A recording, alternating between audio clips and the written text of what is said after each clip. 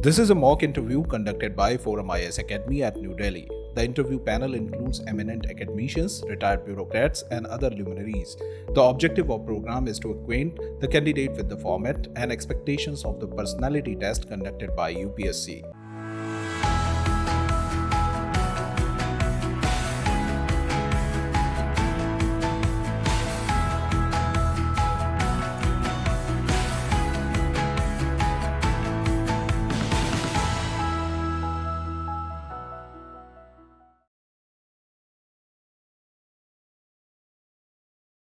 Good afternoon. Please sit down. Thank you, sir. Good afternoon, ma'am. Good afternoon, sir. So you are already in the Indian Economic Service. Yes, sir. How do you see the India's economic future today after the NSO's report and in the coming days? So, India's economy has bright prospects. Our GDP growth is quite robust vis-a-vis the world growth rates, but there is an signs of incoming recession. So growth might get impacted due to this. So demand is low, so our exports can suffer. But otherwise, our consumption levels are picking up after the pandemic. So With high inflation and high import bills and depreciation of the rupee, you still hold a good prospect for the Indian economy? So inflation is high due to supply side reasons, but once the supply chain disruptions, COVID, pandemic is all settled, I think we will be back The to current normal. account deficit itself is pretty high. Yes, sir. So that could be because our exports are now suffering because of low demand, and also oil prices are high. But with gradually we'll be coming up with alternatives, and so our dependence on oil and its fluctuations should affect our economy less than So before. as an economic service officer, you see 5 trillion being achieved? Yes, sir, it is certainly possible. And By which year? According to your estimates. Forget about what the government says. What is your estimate? so I can't give you an exact year, but it is certainly possible down the Next 3 line. years, next 4 years, next 5 years? So it should take next 5 years. Once all the districts identify their growth drivers and start working on them, I think it is certainly possible. So what do you do in swimming? Backstroke?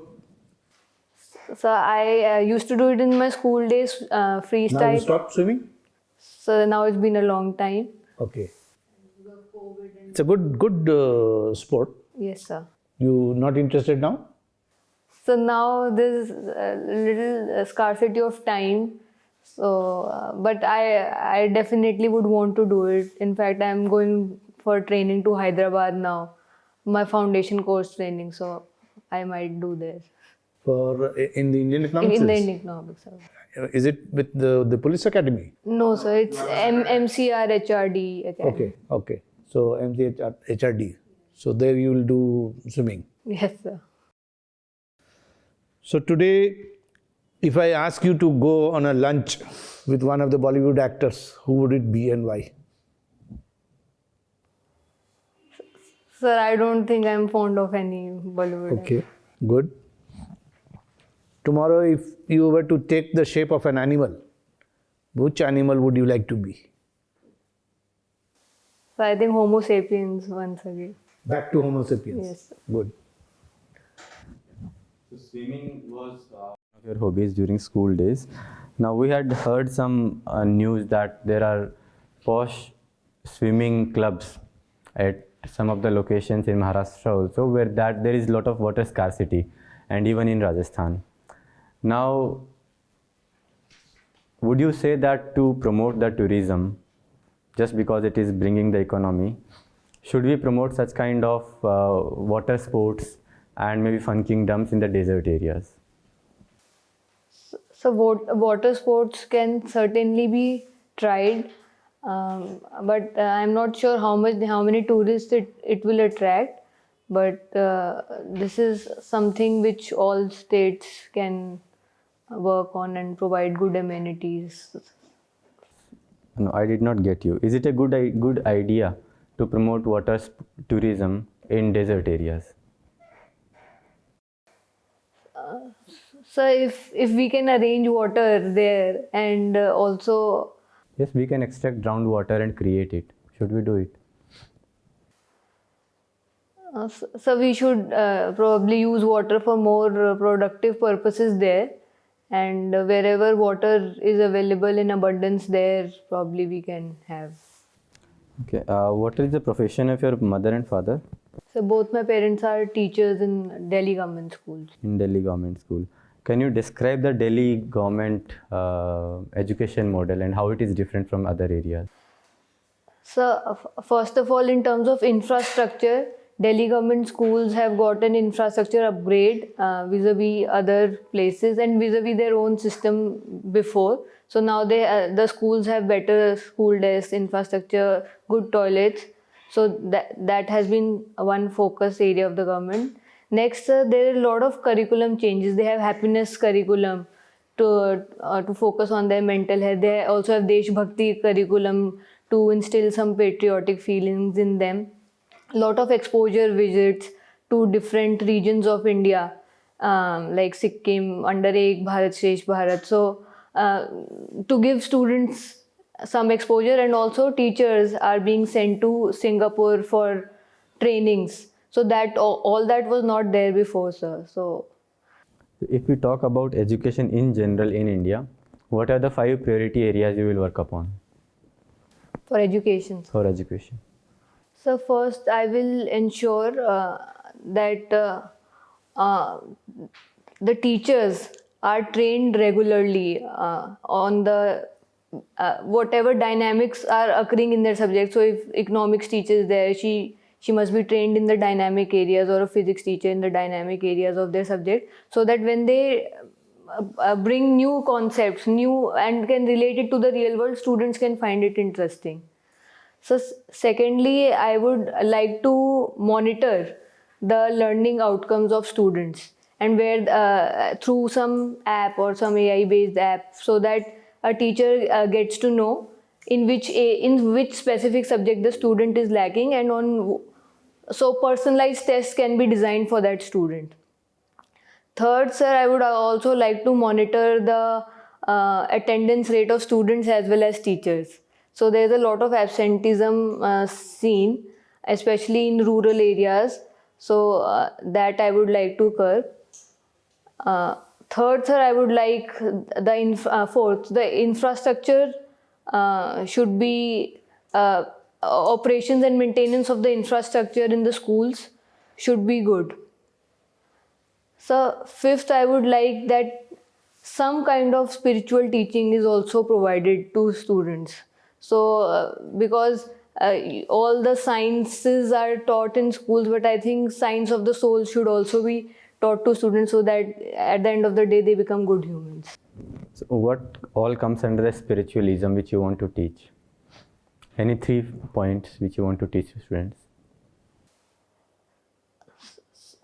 So first of all, I would like to the students to know that the soul and the body are separate, and so if somebody passes away, it's just the body that has gone and not really the soul. So soul is still alive, and there's no need to grieve over deaths and all that. Second, I would like to convey through spirituality that it's okay if you make economic losses when you run a business or anything, but you should not resort to wrong means, especially the teaching of means and ends. So third, I would like them to know that they must focus on their karma and leave the results to God, and remain even-minded both in success as well as failure. So with respect to the first and third point which you mentioned regarding body and soul and the karma, these are mainly revolving around Hinduism. Now in schools there may be students from who follow Islam, who follow Christianity. Why would you expose them to this idea, and why would you force these ideas upon them? So even Christianity has these concepts of body, soul and spirit. So it is not in conflict with Hinduism. Does Islam has the karma theory? So it does have the theories of detachment, that you must be detached from the results. So I'm not sure if they teach about karmas and the various types of karmas. So why would you teach them then? So I think if it's beneficial for the student, then irrespective of whatever religion is teaching, I think the student should imbibe the good things from all religions. Okay. Then you talked about Lohri celebrations. So Lohri is called in other areas as what? He is basically in Punjab, right? The same occasion is known as what different festivals in other parts of country? So I don't know the other names, but immediately after that Makar Sankranti comes. So there are various names in different regions of India about that. But Lodi is Lodi in Sindhi. Lodi has a different name, Lodi something. I'm not really sure, but Lodi specific to Lodi, sir, I do not know yet. Okay, sir, over to you. Okay, thank you, sir. So hello, Ruhani. Yes, So you are in Indian Economic Services. yes, sir. Can you tell me what is the fiscal deficit figures for this year? So I think it is 6.8%. 6.8%. Was that last year or this year's figure? So I think. Okay. What is fiscal deficit? So fiscal deficit is the excess of expenditure over the revenue, and which excludes the interest payments, including the interest payments. Okay, it includes interest payments. And revenue, what all is included in revenue? So the capital revenue, no. Capital receipts are included or not? No, yes, they are. Fiscal deficit has both capital receipts plus revenue receipts. They are minus, subtracted from the expenditure. If a government borrows a loan, what kind of a receipt is it? Can we classify it in a receipt? Yes, sir, it is a capital receipt. So if a government is borrowing loan, will that be included in fiscal deficit? No, the previous loans are not included in fiscal deficit, because the loans get accumulated and fiscal deficit intends to show the this year's outstanding liabilities. So this year's fiscal deficit, will it have, will it include the capital receipts or non-capital receipts? So both are included. It will include capital receipts. Yes, but the loans are not. But isn't loan a capital receipt also? It is, but the idea of fiscal deficit is to show this year's liability and not the previous year's loans that previous governments have taken. Okay, okay. So what is the government's target regarding fiscal deficit? Has FRBM Act put any target on this? Yes, sir. Historically, our targets have been 3%, but some relaxation had been provided due to COVID. So I think the target for now is 4.5% of the GDP for fiscal deficit. Is that the target? When was the FRBM Act last amended? So I'm not sure, but it was amended. So what were the provisions that were amended? They shifted the target date? Yes, sir. And was that 4.5% added in that amendment? Yes, sir, I think so. Okay, okay. So you belong to Haryana. Yes. Can you tell me which is the poorest district in Haryana? So I'm not sure, but my guess is, I think Mewat. Mewat. Might be, no, because it is an aspirational district. Okay. Can you enumerate the reasons why that state is backward? So I think lack of education and health facilities, lack of investments, and infrastructure is also not as good as other developed districts like Gurugram, Faridabad. So if you are a district magistrate there, what steps will you take? So I think for Mewat, their growth driver is livestock, milk production. Okay. So I would first want to see if there are opportunities in the livestock sector, if we can do some branding Okay, or that's one aspect. Livestock, you have said you focus basically agriculture and allied activities, livestock. Next. second, sir, like one district, one product approach also we can. And what is the current one product that is being promoted here? I am yet to read on this. Okay. So, but I will identify one product which we can do proper branding and commercialization and maybe focus on exports. Okay. Third is I would like to focus on education there, so that. But don't you think the present the district magistrates, they would be doing something about it? So they must be definitely doing something. So what would you do extra or different? So I would try to bring efficiency in the processes, but Okay. exactly, sir, I can tell only when I'll be posted. Okay. That's all from my side. I'll pass on to the next person. Ruhani, Yes, sir. will you call our growth as inclusive? National growth, is it inclusive? Yes, sir, to a large extent. It is inclusive. Yes, sir. So then why do we have so much widespread poverty? So the intention of growth is that we provide opportunities to different sections, be it women or the SC/STs. So currently, we are providing facilities to women so that they can work. So like we are providing credit opportunities through Mudra Stand Up Yojana, or we are providing working women hostels or crèche facilities to working women. So, to that extent, the government is doing all it can. But I think there are other reasons also due to which the exact benefits do not percolate to. What kind of reasons? So, like social reasons, as in that not all families allow their women to work, and not everybody is comfortable in leaving their traditional jobs in agriculture and migrating to urban regions. Okay. Is there intergenerational poverty in India? So there is, but it is gradually reducing. So the son of a farmer does not want to be a farmer anymore. He wants to come to cities, and So is that a good thing?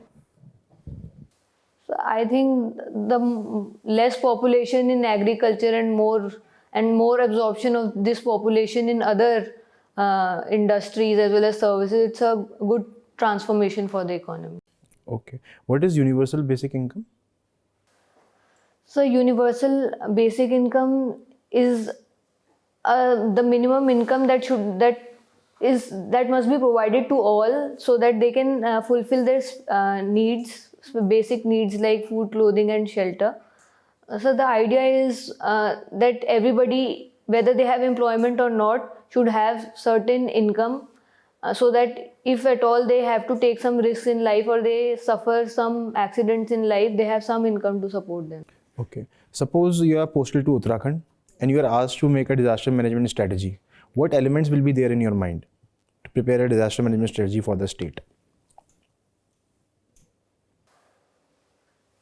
So first of all, I would identify the disaster-prone areas and what type of disaster they are vulnerable to. So some area might be vulnerable to glacial floods or some to land subsidence. Okay, So mapping. First of all, do the mapping. Then? mapping. Then I would take specific, depending on the vulnerability of the area, I would like to evacuate people and take them to safer zones. Okay. So you talked about vulnerability of the areas. Yes. Won't you consider the vulnerability of people also? Yes, sir. That vulnerability is a broader term, so I would look at the vulnerability of people also, and as well That as is the first step. What are other steps in the strategy? So You found the problem. yes, sir. I found the problem. Then I would probably have a stakeholder consultation or consultation with the disaster management authority on. See, these things are already there working. I want to know what will you bring new in the disaster management strategy? Because we all will agree that there are gaps in the strategy. So what will be your input so as to fill those gaps? So my input would be that a region should have number of people as well as allow tourists in accordance with its carrying capacity. If there are excess of people in one area which the region cannot sustain, then Where will you send them? so we will try to Then take you them. only said that people are not comfortable, giving up their profession and moving out. Yes, sir. How would you convince them to move? So there we will have to provide them adequate compensation and rehabilitate them. Okay. How does Niti Aayog differ from Planning Commission? So Planning Commission had financial powers to the states, but Niti Aayog is more of a think tank, and here we monitor the outputs and outcomes of different schemes, and on the basis of our monitoring and evaluation reports, the Department of Expenditure in the Ministry of Finance has the real financial powers now. What are the differences? So it's that we provide our inputs that the scheme is doing well, and so its financing should be continued. And if the scheme is performing poorly, so What is the contribution of Niti Aayog towards cooperative federalism?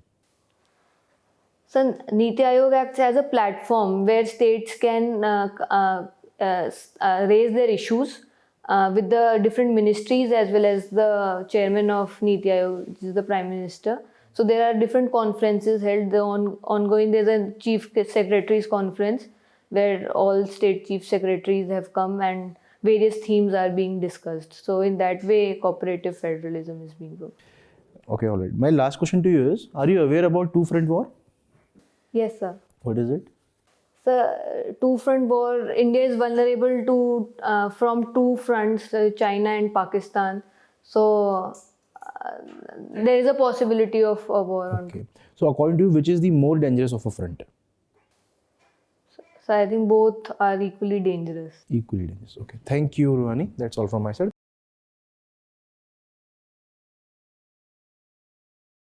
So overall, I think lots of positives, but these are the small things which you can work on that will help you, take your score from 160 to 180 or 190 maybe. If you show the board that you have a structured approach, you have a structured way of thinking, that will, work very positively for you.